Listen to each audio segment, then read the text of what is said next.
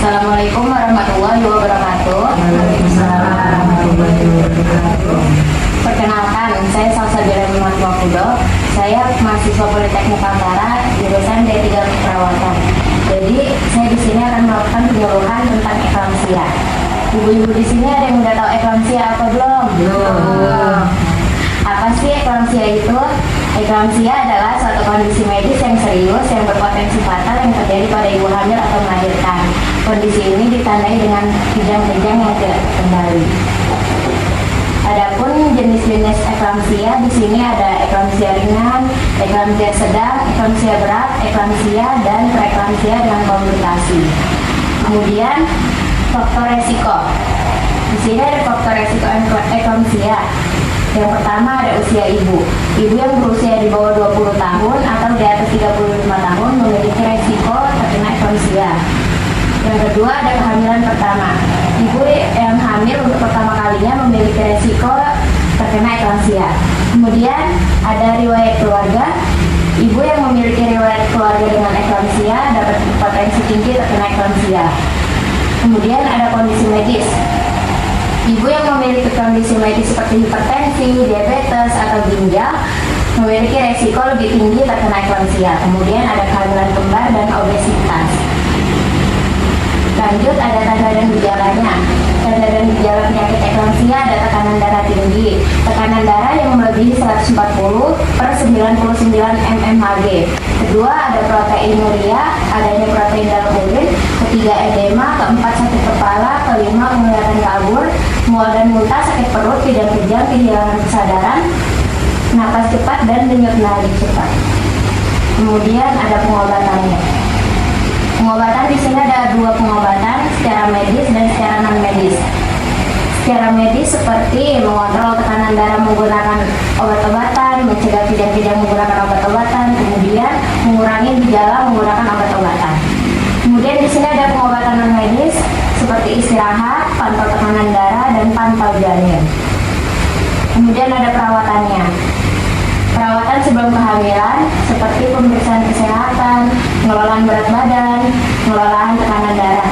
Kemudian perawatan selama kehamilan ada pemeriksaan kehamilan, pengelolaan tekanan darah, pengelolaan gejala dan istirahat. Kemudian ada perawatan pasca melahirkan seperti pemeriksaan pasca melahirkan, pengelolaan tekanan darah dan pengelolaan gejala. Kemudian ada perawatan lainnya seperti pengelolaan stres, pengelolaan gizi, pengelolaan olahraga. Nanti kalau ada yang bilang eklamsia hanya terjadi pada ibu hamil yang memiliki riwayat penyakit hipertensi doang loh, itu mitos atau fakta ibu? Ya, itu mitos ya, itu tidak benar. Jadi eklamsia itu dapat terjadi pada orang yang tidak memiliki riwayat hipertensi. Kemudian kalau ada yang bilang eklamsia adalah penyakit yang serius dan dapat berakibat fatal, itu mitos atau fakta ibu? Nah, betul, benar, itu fakta ya. Eklamsia dapat berakibat fatal jika tidak segera ditangani. Terima kasih. Saya sudah menjelaskan beberapa tentang eklamsia. Saya membuka sesi pertanyaan. Siapa yang mau bertanya di sini? Iya. Silakan perkenalkan namanya ibu. Iya, saya Ibu Maya. Ya. Kenapa sih eklamsia itu berbahaya bagi ibu dan janin? Siapa lagi yang ingin bertanya? Ayah, Ya, silakan. kenalkan nama saya Ningsih. Saya ingin bertanya, terus apa yang harus kita lakukan jika mengalami gejala-gejala eklamsia? Terus ada lagi yang ingin bertanya lagi? Cukup. Cukup ya. Baiklah, saya akan menjawab dari pertanyaan Ibu Maya dulu ya. Kenapa sih eklamsia berbahaya pada ibu dan janin? Eklamsia bisa menyebabkan komplikasi, bahkan bisa mengancam nyawa.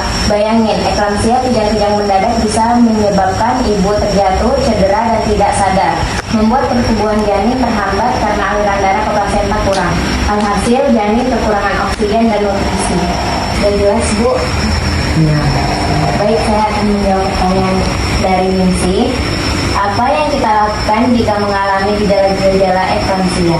Kalau kita sudah merasa mengalami gejala-gejala yang saya sebutkan tadi, ibu-ibu bisa langsung menghubungi layanan darurat seperti gawat darurat atau ambulans. Bisa juga meminta bantuan keluarga atau tetangga. Kemudian bisa juga istirahat sambil menunggu pertolongan. Dan yang penting catat gejala dan riwayat kesehatannya seperti waktu mual, waktu kejang-kejang, dan ikuti petunjuk tenaga kesehatan. Saya rasa saya mengerti. Tadi saya sudah menjelaskan apa itu eklamsia, tanda dan gejalanya, bahkan sampai perawatannya. Saya di sini butuh feedback nih ibu-ibu. Bisa dijelaskan lagi apa itu eklamsia, Ibu Ningsih? Eklamsia adalah kondisi medis yang terjadi pada ibu hamil atau melahirkan, di mana tekanan darah menjadi sangat tinggi dan dapat menyebabkan komplikasi serius, termasuk kejang-kejang dan kematian. Kemudian tanda dan gejalanya apa? Oh, tanda dan gejalanya tekanan darah tinggi, proteinuria, terus edema, sakit kepala, penglihatan kabur, mual dan muntah, sakit perut, kejang-kejang, kehilangan kesadaran, napas cepat, denyut nadi cepat. Sekarang perawatannya apa? Perawatannya